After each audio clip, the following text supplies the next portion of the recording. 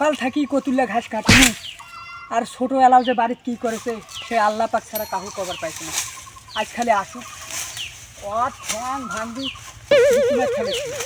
তাহলে কোনো খাবার পাও নাই, সে এত না পন্থা খেয়ে আসছু ঘাস কাটি গরুর জন্যে, খালি আসু যায়।